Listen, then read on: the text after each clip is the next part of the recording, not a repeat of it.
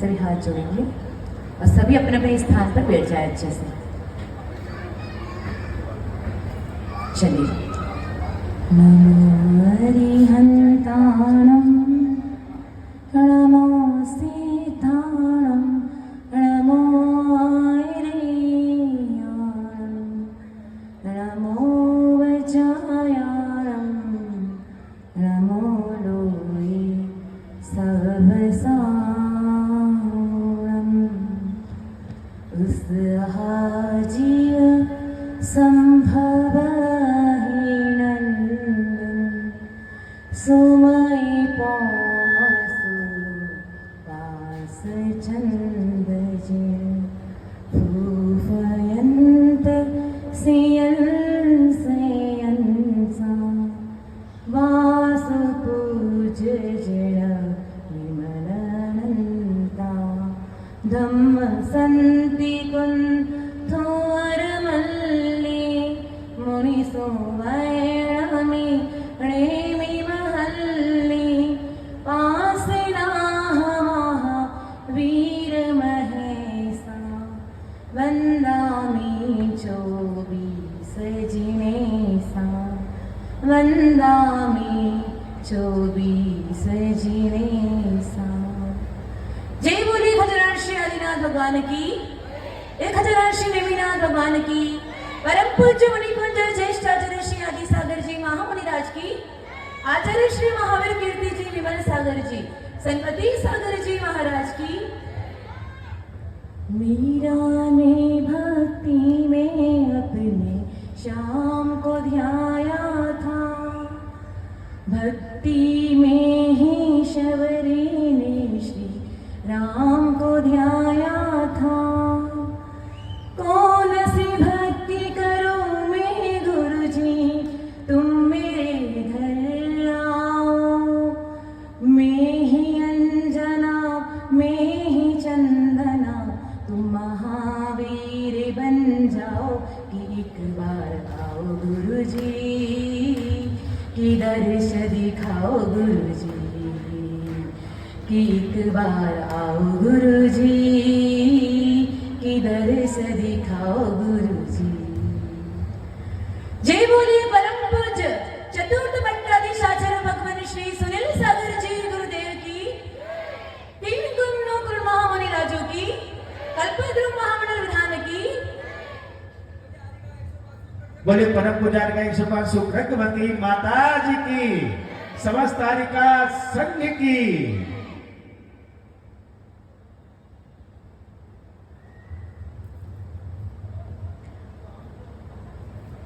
एक बार की बात थी कि एक राजनेता को किसी कारण से 6 माह की जेल हुई।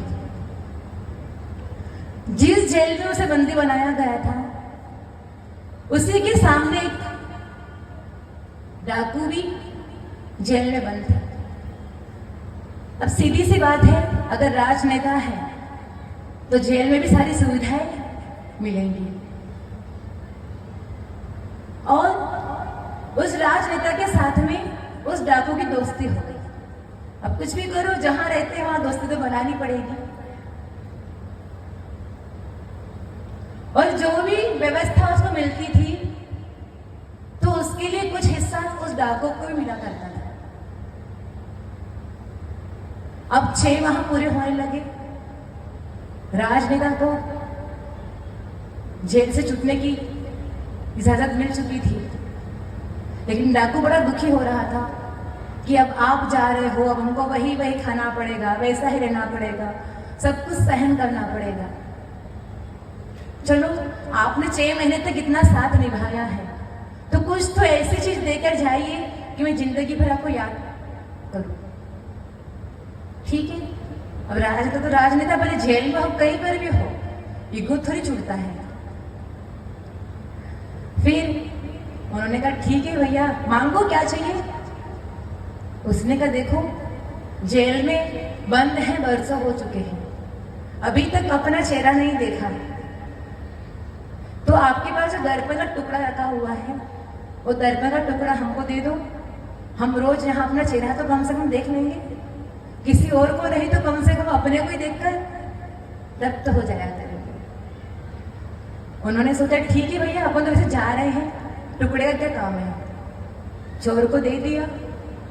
अब हुआ ऐसा कि राज तो चले गए, लेकिन अब डाकू सोचे कि अपन चेहरा देखते हैं। जेल में काश नहीं दिया जाता, क्योंकि काश रखने की परमिशन नहीं हुआ करती। अब एकदम से कोने में बैठकर सब मुंडी हिला रहे, सबको एक्सपीरियंस है क्या?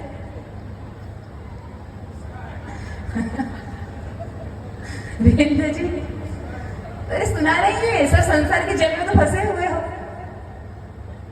क्या नहीं फंसे हो? अब वो डाकू एकदम चुपके से धीरे से काश निकाले और अपना चेहरा देखे तो चेहरा नजर नहीं आता। कहने लगा राजा तो राजनेता ही है, यहां पर भी राजनीति नहीं छोड़ी। कभी कभी होता है, अगर राजनीति में धर्म नीति हो तो इंसान पार हो जाता है, लेकिन धर्म नीति में राजनीति आ जाए तो इंसान डूब जाता है। इसलिए जब भी धर्म करो तो उसमें राजनीति नहीं आनी चाहिए।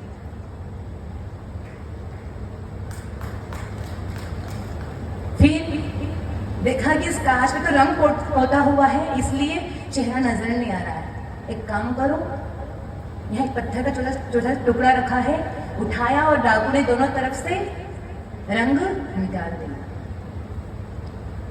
अब देखें कि उस कांच में आर पार नजर आ रहा है। कुछ दिनों के बाद में वही राजनेता किसी काम से जेल में फिर से आए, तो सोचा कि चलो अपन यहीं तक आए हैं तो अपने परम मित्र डाकू साहब से मिल के आते हैं। मित्र तो मित्र है, डाकू हो कुछ नहीं हो। मिलने गए तो डाकू तो मुंह फुलाए बैठे थे। भाई क्या हो गया, इतना साथ दिया और फिर भी मुंह फुलाया हुआ है। उन्होंने कहा देखो, आप तो यहाँ पे भी राजनीति नहीं छोड़े, यहाँ पर भी जो कांच का टुकड़ा दिया वो ऐसा दिया कि आर पार नजर न आए। वो तो हमने हमारी बुद्धि से उसका रंग साफ किया और देखो आर पार नजर आ रहा है। जैसे ही राजनेता ने वो कांच का टुकड़ा लिया, ओहो आश्चर्य पड़ गया, अंतस झाग गया कि जब तक ये जीव कर्म मणों से लिपटा हुआ है, लिप्त है, तब तक उसे आत्मा के अनंत गुण नजर नहीं आ सकते हैं। और जब ये इन 8 कर्मों का नाश कर लेगा, मोह का नाश कर लेगा, इन घातियों का नाश कर लेगा, तो वैसे ही आत्मा आर पार सब कुछ जान लेगी। रत्नकरी श्रावकाचार्य में बड़ा सुंदर श्लोक है मंगलाचरण के रूप में। श्रीमती वर्धमानाय निर्धुत कलिलात्मने सा लोकानां त्रिलोकानां यदि विद्या दर्पणायते। कि भगवान आपकी विद्या कैसी है, आपका ज्ञान कैसा है? तो कहा है कि दर्पण के समान एकदम सच है। माताओं को पूछो दर्पण कैसा होता है,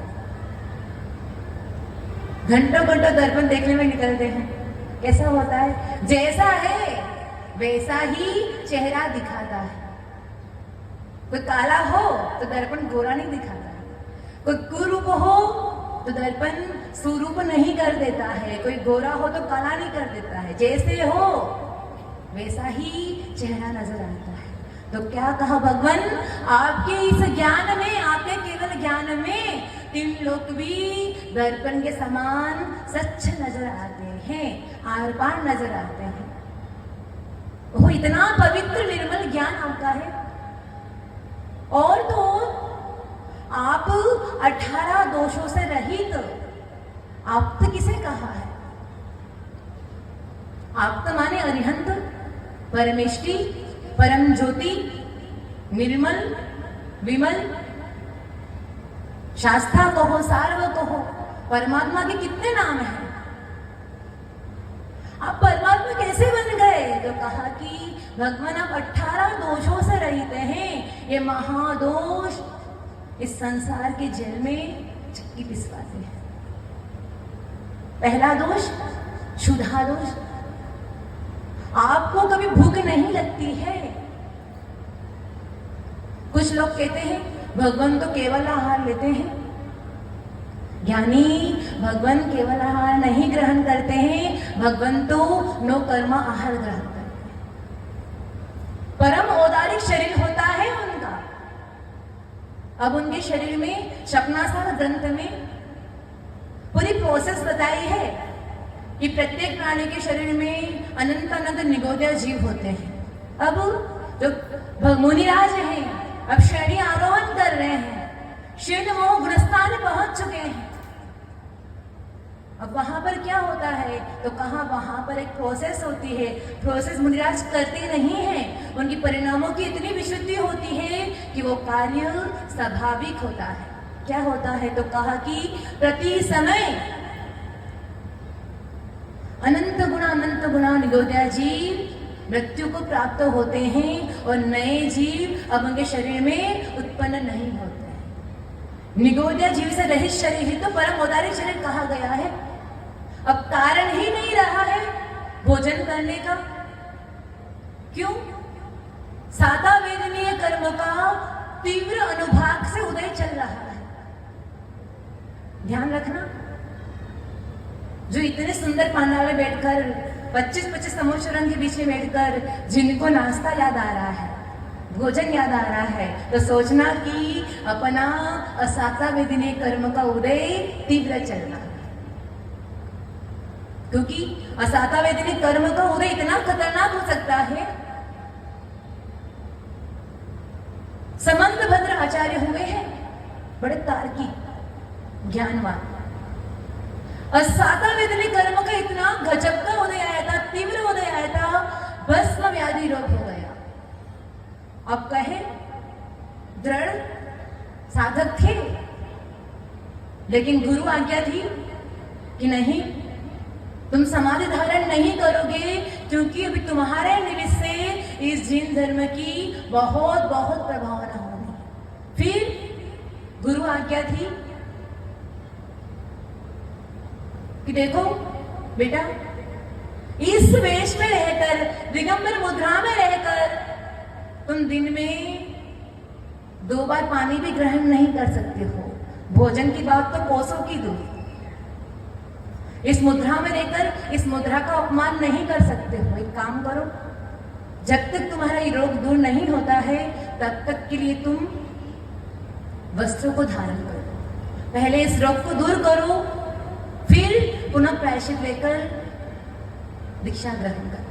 मतलब असाता वेदनीय कर्म का उदय इतना तीव्र हो सकता है कि किसी को दृढ़ साधक है, लेकिन चारित्र को छोड़ना भी पड़ सकता है।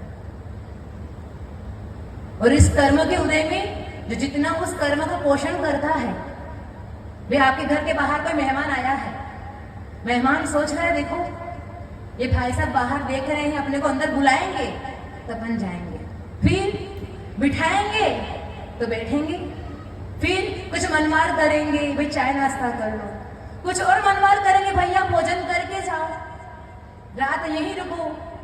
देखते हैं उनका बिहेवियर कैसा होता है, इसके अनुसार डिसीजन करेंगे कि हमको यहाँ रात रुकना है कि नहीं रुकना है। मेहमान की खातिरदारी कैसे होती है, वैसे ही कर्म हुआ करते हैं, पाप कर्म पुण्य कर्म। आप उनकी खातिरदारी कैसे करते हो? पाप कर्म का उदय है और मन किया नहीं पुजारी सुननी है, बैठेगा ही नहीं, बाहर घूम के आते, धूप क्यों न पड़े, चक्कर वहीं काटेंगे। तो कहा पाप कर्म के उदय में, असाता के उदय में खूब भूख लगती है, खूब प्यास लगती है। पूछना किसी भी साधक को, हमसे ही पूछ लो, हमको सब यही बोलते थे दीक्षा के पहले, कैसे दीक्षा लोगे? दिन में 50 बार तो मुंह जुड़ा करते हो, 50 बार भोजन करते हो, कैसे दीक्षा ले लोगे? तो ज्ञानी ये दीक्षा लेने का, ये पिछी का और गुरु के आशीष का इतना प्रभाव पड़ता है कि असाता भी साता में कन्वर्ट हो जाएगा। अब पूछो जो विधाने बैठे हैं, कोई डायबिटीज के रोगी होंगे, सुबह से कुछ खा पी कर भी नहीं आएंगे, अब 12-1 बज जाती है, लेकिन फिर भी अच्छे से बैठे हुए हैं। क्यों? क्योंकि भक्ति जब तीव्र होती है, सादा वेदनी कर्म का उदय तीव्र आता है, तो कोई भी बीमारी बाधक नहीं बन सकती। वैसे ही अरिहंत भगवान ने इस शुद्धा लोक का नाश कर दिया। जो 3 लोक के स्वामी है, 3 लोक के संपूर्ण अनाज पर, जल पर जिनका स्वामित्व है, अधिकार है, लेकिन फिर भी कहते हैं कि हमको ये चीज नहीं चाहिए। क्यों नहीं चाहिए? जिन्होंने भूतकाल में इस भोगों को नेग्लेक्ट किया है, इग्नोर किया है। अगर आपके पास में व्यक्ति बोलने के लिए गया है ना, आप उससे बात नहीं करोगे, भाव नहीं दोगे, तो क्या होगा? दूसरी बार वो आपके पास आएगा क्या बोलने के लिए? बात करेगा? नहीं करेगा। वैसे ही ये कर्म है, इन भोगों को, उपभोगों को जितना जितना सम्मान दोगे, उतना उतना चिपकेंगे, और जितना जितना इग्नोर करोगे, हमें कोई मतलब नहीं तुमसे, नहीं करना है। नियम ले लिया ना, नहीं पीना है रात में पानी, नहीं खाना है रात में भोजन। नियम ले लो और दृढ़ता हो, विश्वास हो, तो कौन सा कार्य नहीं होता है। सुबह सुबह की बात थी, हम मेहंदवास में थे, टोक के पास में। वही सूर्योदय होने पर सुबह के लिए, निहार शुद्धि के लिए जंगल दूर जाया करते थे। तो वहां पर देखा कि आदिवासियों की कुछ झोपड़ियां बनी हुई थी। उनके बच्चे लकड़ियां इकट्ठी करके लेकर आ रहे थे। उनकी मां चूल्हा जला रही थी, आटा गूंद रही थी। हमने विचार किया, देखो इस सुबह सुबह में साधक या धर्मात्मा प्राणी प्रभु का चिंतन करता है, आराधना करता है, व्रत नियम का पालन करता है, और यहाँ पर देखो ये आहार संज्ञा का इतना तीव्र उदय चल रहा है कि प्रातः काल हुआ कि लकड़ियां इकट्ठी करो, भोजन की तैयारी करो। माता जी उनकी बात क्या कर रहे हो? हमको भी ऐसा ही करना पड़ता है। सुबह सुबह उठकर बच्चों के लिए टिफिन बनाना पड़ता है, वही आहार संज्ञा में लगना पड़ता है। क्या करेंगे? एक जमाना था पहले बच्चे स्कूल में जाया करते थे ना, तो भोजन भी 10 बजे 11 बजे गरम गरम माँ स्कूल में टिफिन लेकर जाती थी और बच्चों को खिलाकर आती थी। अब कहाँ जाए? इतना दूर स्कूल, 25 किलोमीटर दूर स्कूल, कहाँ जाएंगे? लेकिन ज्ञानी कहीं ना कहीं पाप कर्म का उदय तो चल रहा है कि सूर्य उदय नहीं होने से पहले ही रसोई में घुसकर भोजन की तैयारी चल रही है। रात्रि का बना भोजन बच्चे खाते हैं, प्रभाव भी कैसा पड़ता होगा। फिर कुछ और आगे चले तो देखा कि एक चूहा बिल्ली को देखकर भाग रहा है। कितनी गजब की भय संज्ञा! पल भर के लिए भी शांति नहीं, दिन क्या रात क्या, जब भी शत्रु नजर आ गया भीतर ही भीतर भय चल रहा है। फिर कुछ और आगे बढ़े तो 2 व्यक्ति बहुत जोर से झगड़ा कर रहे थे। सुबह सुबह की बात है, कोई पड़ोसी गया, भाई झगड़ा क्यों कर रहे हो? उसने कहा, इसने मेरी पत्नी को चढ़ा है, इसलिए इसको सबक दिलाकर रहूंगा, जेल में भेजकर रहूंगा। मैथुन संज्ञा, दिन की शुरुआत भी नहीं हुई और दिन ऐसा निकल रहा है। फिर कुछ और आगे बढ़े तो देखा कि 2 कुत्ते बहुत तेज झगड़ा रहे थे। क्यों झगड़ा रहे हैं? तो पता चला कि जो एक कुत्ता है उसकी वो गली थी और दूसरी गली का कुत्ता उसकी गली में आ गया। परिग्रह संज्ञा होती है, यानी कभी कभी चक्रवर्ती के पास में अपार संपदा होने के बावजूद भी भीतर में राग नहीं है, तो चक्रवर्ती श्रेष्ठ है। और कभी कभी जिस थाने के पास में कुछ नहीं है, कोई जगह तुम्हारी कहाँ से आ गई, वो मोहल्ला तुम्हारा कहाँ से आ गया, लेकिन इस मोहल्ले में कुत्ता कैसे घुस गया। परिग्रह संज्ञा तीव्र, चारों संज्ञाओं में दिन की शुरुआत होते ही जीव उलझ जाता है। कभी कभी तो कोई रात में सोता भी नहीं है। और आजकल तो इतनी होड़ लगी है कमाने की कि दिन में भी कम जॉब कर लो और समय रहा तो रात में भी कर लो। क्यों? अब धर्म के लिए समय, कोई बात नहीं, धर्म तो हमारी धर्म पत्नी कर लेगी, नाम ही धर्म पत्नी है उसका।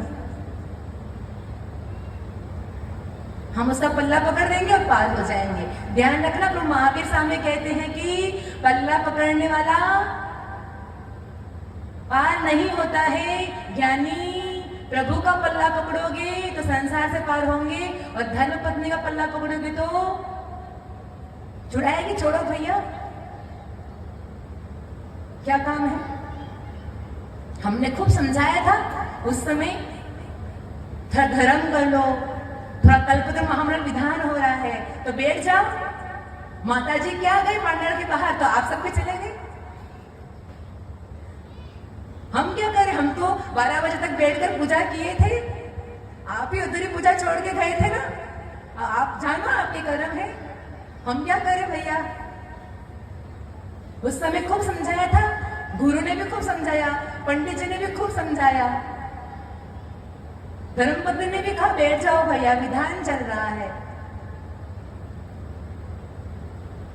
कल दोपहर में हमारे पास में एक जोड़ा आया, वो बोलने लगे माता जी आए तो थे 5 दिन के लिए विधान बैठने के लिए, लेकिन सोचा कि इतना लंबा जीवन निकल गया, 45 वर्ष हो गए, अभी तक ऐसा बड़ा विधान देखा नहीं। अब सोच लिया जो होना होगा सब हो जाएगा, लेकिन हम तो पूरा विधान करके ही यहां से जाएंगे। सही है, एक बार जो धर्म स्थल पर आ जाता है मन नहीं करता है लौटने का। इतना सुंदर दृश्य है, अगर मन में संज्ञाएं भरी हुई है, आशाएं हैं कि नहीं अपनी दुकान बंद रह गई तो बहुत नुकसान हो जाए। एक बात बताओ, कमाते किसके लिए हो? चलो पंडित जी आप यहाँ दिल्ली से यहाँ आए हो, पहला प्रश्न आपसे ही पूछते हैं, कमाते किसके लिए हो?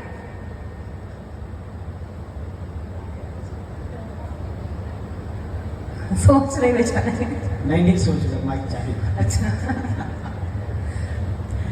लोगों का तो ऐसा भाव होता है तो वो बच्चों के लिए कमाते हैं, बच्चों के लिए, परिवार के लिए कमाते, लेकिन वो कमाना भी कैसा है? धर्म को लेकर हम एक तरफ कमा रहे हैं और रात दुकानें बैठकर रात में 10 बजे आकर भोजन कर रहे हैं, तो बताओ वो कमाना सार्थक हुआ? इतना लेट 10 बजे तक हमारे घर में चूल्हा जल रहा है, दिन में भी अगर बहुत सारी लाइटें जलती है ना तो 10-50 मच्छर यहाँ आके बैठ जाते हैं। तो बताओ अगर रात में भोजन बनाकर खाने वालों की स्थिति कैसी होती है? धन्य है प्रभु कि जिन्होंने इस क्षुधा रोग का नाश कर लिया, फिर तृषा, जिन्होंने आत्मरस को पी लिया, अब बाहर के जल को पीने की जरूरत ही क्या लगा, उस तृषा रोग को भी दूर कर लिया। फिर बुढ़ापा, हाय बुढ़ापा बड़ा खतरनाक होता है। अभी तो देखो इस पंचम काल में तो ऐसे लगता है बालपन रहता है और बालपन से सीधा बुढ़ापा आ जाता है। क्यों भाई? जवानी में इतनी ताकत रहती है कि लोग कितना भागम भाग कर सकते हैं, लेकिन सबके घुटने दर्द, कमर दर्द, पंडित जी बोल बोल के थक गए, कोई भी कुर्सी लेकर नहीं बैठेगा, टेबल लेकर नहीं बैठेगा, लेकिन क्या करे, कमर में साथ भी देती है, घुटने भी साथ में नहीं देते हैं, और सातवें में इतने कर्मों का उदय हो रहा। चलो जिनको है उनको तो कोई बात नहीं, लेकिन ध्यान रखना वो पुण्यशाली जीव हुआ करते हैं जो प्रभु के सामने झुक कर नम कर भक्ति कर पाते हैं, क्योंकि रत्नकर श्रावकाचार्य में कहा है प्रणतेर उच्च भूत, जो भगवान के सामने जितना झुक कर भगवान की भक्ति करता है, दर्शन करता है। आज के जमाने में तो क्या कहे, चाहे माता वर्ग हो या पिता वर्ग हो, दोनों के कपड़े इतने टाइट होते हैं ना, मंदिर में जाते हैं ना तो भगवान जी को जय जिनेंद्र करते हैं, जैसे हाथ जोड़ के आ जाते हैं। अब झुकने के लिए झुके कैसे, इतने टाइट वस्त्र हुआ करते हैं। लेकिन ध्यान रखना, जब तक भगवान के चरणों में झुककर दर्शन नहीं करोगे, यानी उस भाव में वैसी भक्ति की है, तो आज प्रभु महावीर स्वामी का कुल मिला है, उच्च कुल मिला है। और उच्च कुल मिलने के बाद में ऊंची भक्ति नहीं करोगे, अच्छी वाली भक्ति नहीं करोगे, तो ज्ञानी समझना कि हाथों में हीरा आया था और काश समझकर फेंक दिया। बुढ़ापा, भगवान जी बूढ़े नहीं होते हैं, हजारों हजारों वर्ष पुराने मुनिराज क्यों ना हो, अरिहंत बनते ही परम औदारिक शरीर होता है। अब न वो संस्थान रहेगा और न ही बुढ़ापा रहेगा, फिर जन्म भी नहीं है। लोग आते, माता जी आज हमारा हैप्पी बर्थडे, बर्थडे मतलब बर्थडे, वे कितनी बार जन्म मरण करोगे। योग सार प्राप्त ग्रंथ गजब का ग्रंथ है। जब हमने उसको पढ़ा था पहली बार, तो उसमें कारण बताया था, भवाभिनंदी, संसार को बढ़ाने के कारण कौन से हैं, तो कहा कि शादी की सालगिरह मनाओ और बर्थडे मनाओ। 75 साल की दादी आएगी, माता जी आशीर्वाद दो। क्या हुआ दादी, क्या हो गया, दीक्षा लेनी, क्या कुछ भाव है? नहीं दादी दीक्षा तो कहाँ लो माता जी अभी, तो क्या हो गया, माता जी आज शादी की सालगिरह है। अरे जिस उम्र में आपको ब्रह्मचर्य व्रत लेकर रहना चाहिए, उस उम्र में कहते हो कि माता जी शादी की सालगिरह है, कौन सी वाली, 85वीं वाली। शाम को प्रोग्राम है बहुत बड़ा, पूरे नगर वालों को इनवाइट किया है, फिर कैसे मनाते हैं, शर्म आनी चाहिए कि जिस कारण संसार में फंसे हैं, उस कारण को हम अच्छा मान रहे हैं, उसका स्वागत कर रहे हैं। बर्थडे, 90 साल की दादी आएगी, माता जी बर्थडे है आज, अरे बच्चे थोड़ा मना भी ले तो कोई बात नहीं, चलो मान लिया, लेकिन क्या बर्थडे मनाना है, क्या कर लिया जन्म लेकर भी। अरे जन्म दिवस तो उनका मनाते हैं 3 लोग के नाता, जो संसार में आए, जन्म लिया और भव्य दीक्षा को ग्रहण किया, केवल ज्ञान को प्राप्त किया और हमेशा के लिए अब कृत्य हो गए, निर्वाण को प्राप्त हो गए। आज नेमिनाथ भगवान का ज्ञान कल्याण महोत्सव है। वे हमने ऐसा क्या कर लिया जन्म लेकर भी, जो हम ऐसा कर रहे हैं। एक बार की बात थी, एक बच्चा एक नदी में डूब गया, तो पास से ही अंकल गुजर रहे थे, वो आए और उसको बाहर निकाला। उसने कहा अंकल थैंक यू, अगर आप ना आते तो काश में डूब जाता, मर जाता। तो उन अंकल ने बड़ी सुंदर बात कही, सुनने लायक है, कि बेटा थैंक यू बोलने की जरूरत नहीं है, मुझे साबित करके दिखाना बड़े होकर कि तुम्हारा जीवन आज बचाने लायक था। मैंने तुम्हारा जीवन बचाया है, अपने ये जीवन मिला है, तो कुछ ऐसा करके दिखाना कि मुझे गर्व हो कि हाँ अच्छा हुआ मैंने उसको उस दिन बचा दिया था। नहीं तो ज्ञानी सो सो नारी सो सो सुत को जनती रहती सो सो ठो। तुमसे सुत को जनने वाली जननी महती क्या है। नहीं तो इस दुनिया में सो सौ माताएं सो सौ बार सो सौ पुत्र को जन्म देती है, कौन सा बड़ा काम कर लिया। लेकिन वो माँ धन्य है, वो पिता धन्य है जिसने प्रभु महावीर को जन्म दिया है। आचार्य सुनील सागर जी को जन्म दिया है। अगर वो ना होते तो हम भी आज यहां ना होते। जन्म मरण की इस चक्कर को जिन्होंने दूर कर लिया, जन्म मरण के दोस्त जो रहित हैं, और क्या कहा, जो भय से भी रहित हैं। अभी सारे अर्घ चढ़ेंगे 18 दोषों से रहित अरिहंत भगवान को। ये कहा कि भगवान आप भय से भी रहित हो। 7 प्रकार का भय होता है, इहलोक भय, परलोक भय, वेदना भय, अत्राण भय, वेदना भय, तरह तरह के भय हुआ करते हैं। कभी कोई पूछना जिसका इस जीवन में कोई नहीं होता है, कितना भय रहता है। ये तो अपन ठीक है कि मनुष्य पर्याय मिली है, अच्छा सा घर मिल गया है, खाने पीने को अच्छा मिल जाता है, परिवार अच्छा है। नहीं तो उन जानवरों से पूछो, गाय भैंस से पूछो, कितना भय रहता है। जंगल में हिरण को देखो, हम लोग विहार कर देते, बहुत बहुत दूर हिरण थे।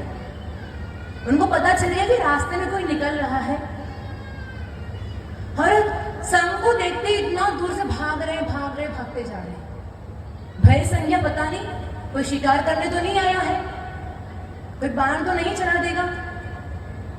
कितनी बार ये जीवित तो हिरण बना होगा,